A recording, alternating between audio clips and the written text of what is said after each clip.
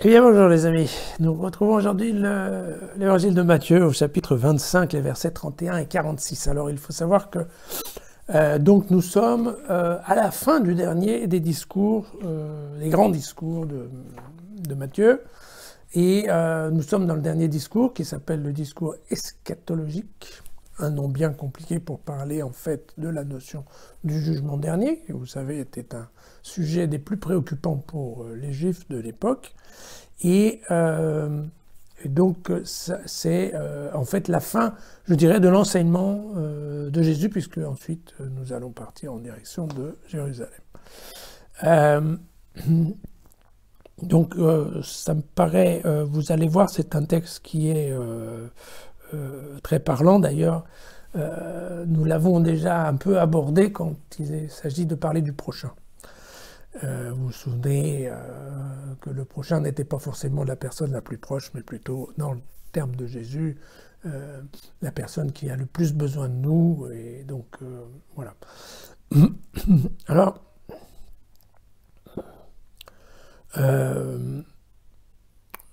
avant qu'on aborde le sujet, je voudrais juste vous redire encore une fois que cet évangile de Matthieu est en direction d'une communauté qui est judéo-chrétienne. Probablement Matthieu l'a écrit en Syrie ou en Palestine.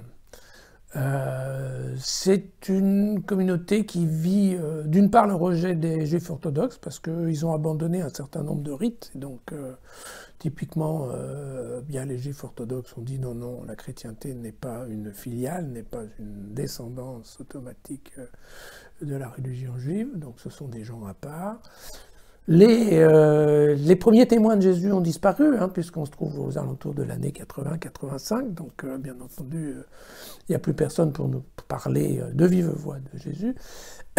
Et ce sont des communautés qui sont en train de se constituer et qui se posent en fait, qui sont perturbées. Il commence à y avoir un peu de persécution, alors plus sérieuse éventuellement chez Marc que chez Matthieu, mais éventuellement c'est un moment où les communautés chrétiennes sont un petit peu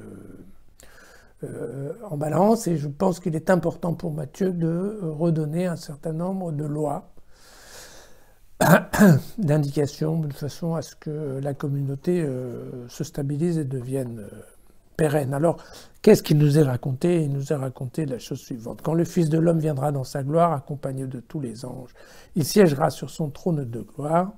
Devant lui seront rassemblées toutes les nations. Attention, ici, nous parlons bien de toutes les nations, c'est-à-dire, pour Matthieu, le jugement dernier est un jugement dernier qui considère tous les peuples, ce qui est assez différent, par exemple, d'Ézéchiel, qui est donc un texte, Ézéchiel au chapitre 34 parle effectivement assez bien du jugement dernier, mais il en parle comme étant surtout le problème d'Israël.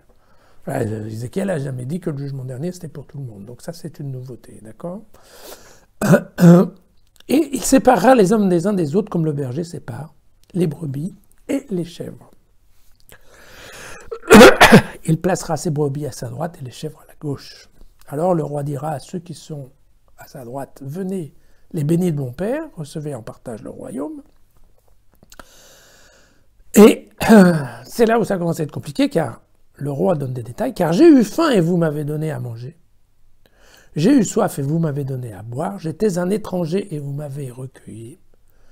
Nu et vous m'avez vêtu. Malade et vous m'avez visité. En prison et vous êtes venu à moi. Donc, il y a une énumération claire des situations. Alors les justes lui répondront, mais Seigneur, quand nous était arrivé de le faire, à toi, nous ne t'avons jamais vraiment rencontré. Évidemment, Dieu de répondre, le roi, on est d'accord, de répondre, en vérité, je vous le déclare, chaque fois que vous l'avez fait à l'un des plus petits, qui sont mes frères, c'est à moi que vous l'avez fait. Vous vous souvenez, on a parlé de ça, en effet, le prochain, qui est le prochain, vous voyez, on est là.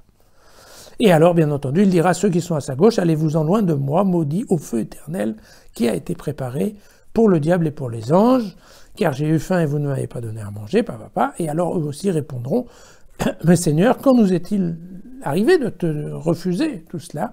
Eh bien, évidemment, le roi précise, En vérité, je vous le déclare, chaque fois que vous ne l'avez pas fait à l'un de ces plus petits, bien évidemment, c'est à moi non plus, vous ne l'avez pas fait, et ils s'en iront, ceux-ci au châtiment éternel, et les justes à la vie éternelle. Voilà. Alors, quelques petits points de détail. Donc, l'appellation au départ de fils de l'homme, qui vient d'un judaïsme tardif, qu'on retrouve dans des livres comme Daniel ou Enoch ou encore Esdras. La communauté de Matthieu, on en a déjà parlé, je ne vais pas vous en remettre, mais ce qui est important de voir, c'est que l'énumération de ces 6 détresses, en fait, correspond aux 7 gestes de compassion qui sont énumérés dans la Torah. Donc, en fait, il y en a 7 parce qu'à ces 6-là est rajoutée l'obligation qui est faite aux Juifs d'inhumer leurs défunts. Voilà. Mais donc, vous voyez que si on se met dans cette perspective que Matthieu cherche à donner une règle à sa communauté, vous voyez qu'il reprend globalement les règles de la communauté chrétienne. Et l'autre point qui me paraît aussi assez intéressant dans ce passage, c'est de voir que là, Matthieu fait comme seul et unique critère de sélection, on va dire, de jugement, de justification, comme on dit en termes bibliques, rendre juste, c'est-à-dire rendre dans le royaume de Dieu. C'est en fait l'éthique de chacun vis-à-vis de son prochain, c'est vraiment vis-à-vis de son frère. C'est vraiment la notion du comportement. Et ce que Matthieu dit, c'est non, en fonction de votre comportement par rapport aux plus petits, alors vous serez ou non choisi pour rentrer dans le royaume de Dieu.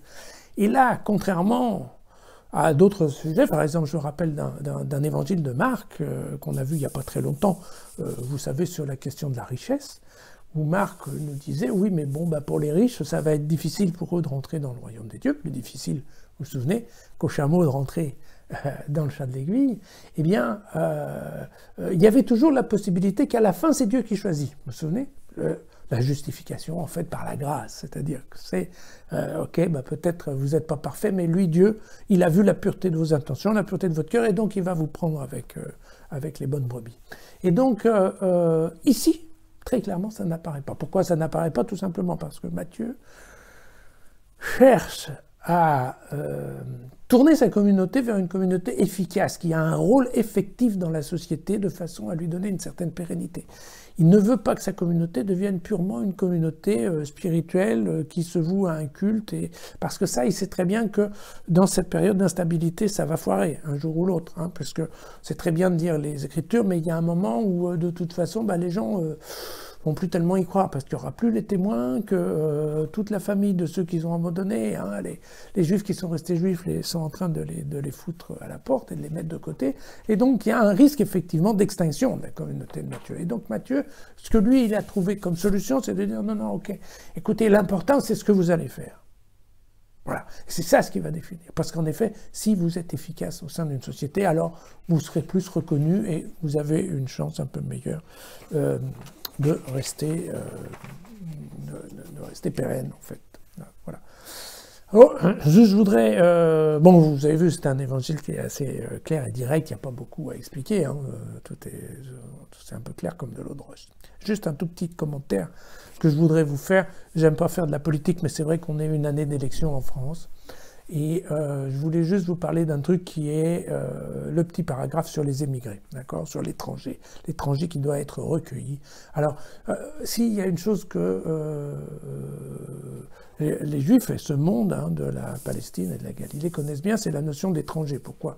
Tout simplement parce que c'est un pays qui a reçu 4 envahisseurs en relativement peu de temps, puisqu'il y a eu les Assyriens, les Babyloniens, ensuite les Perses et ensuite les Romains. Donc, vous voyez qu'ils s'en sont pris plein la tête, et à chaque fois, évidemment, des étrangers qui arrivent, qui changent les règles. Bon. Et en plus, vous vous souvenez, on en avait parlé, la Galilée, elle est située dans un carrefour de routes, qui sont des routes marchandes aussi, qui fait qu'en effet, il y a des gens qui passent. Alors, il y a des gens qui passent pour faire du commerce, mais des gens qui passent pour venir chercher du travail. Enfin bon, voilà, c'est un brassage, c'est une situation de brassage dans lesquelles il y a beaucoup de gens, et beaucoup de gens qui viennent de l'étranger. Vous vous souvenez, c'était un des risques des communautés juives. Beaucoup de gens venaient en étant des païens.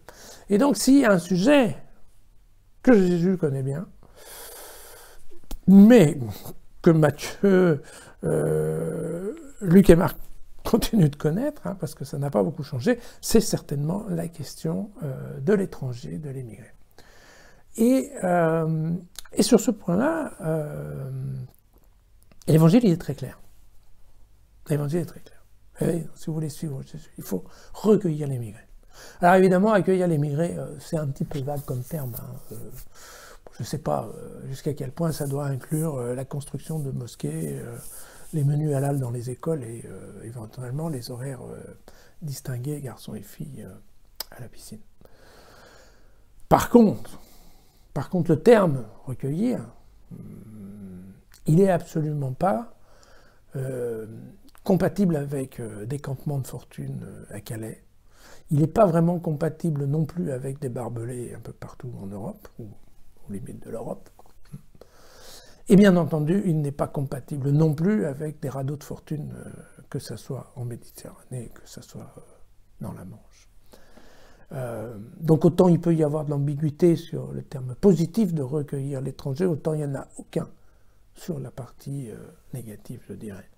Il y a des actions qu'on ne peut pas faire si on a décidé de suivre ces quelques règles données et par les Juifs hein, et par les chrétiens. Voilà, le pape François, lui, il en a fait un petit peu sa marque de fabrique. Hein, vous avez vu, c'est le sujet qu'il a à cœur et il en a fait effectivement sa signature en termes de politique étrangère, de rappeler au monde son obligation par rapport aux émigrés, aux déplacés, aux gens qui fuient.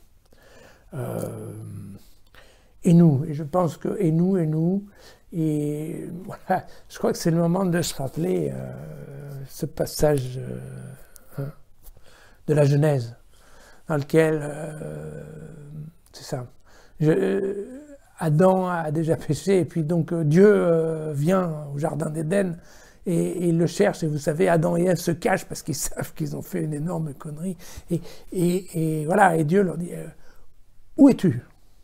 Et je pense que c'est le moment de se poser la question, dans cette période électorale. Et nous, on est où? Évidemment, ça, oui, des fois, il faut réfléchir. Bon, voilà. Écoutez, on se retrouve demain.